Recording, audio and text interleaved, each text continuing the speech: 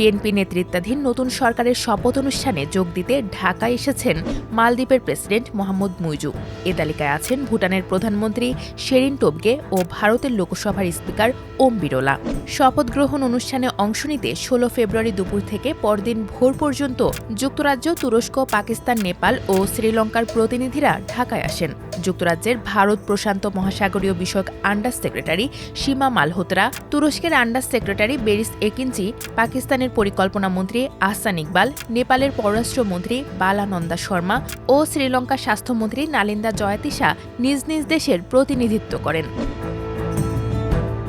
BNP নেতৃত্বাধীন সরকারের শপথ অনুষ্ঠানে অংশ নিতে অন্তর্বর্তী সরকারের প্রধান উপদেষ্টা চীন, জাপান, ভারত, পাকিস্তান সহ ১৪ দেশের সরকার প্রধানকে আমন্ত্রণ জানিয়েছেন।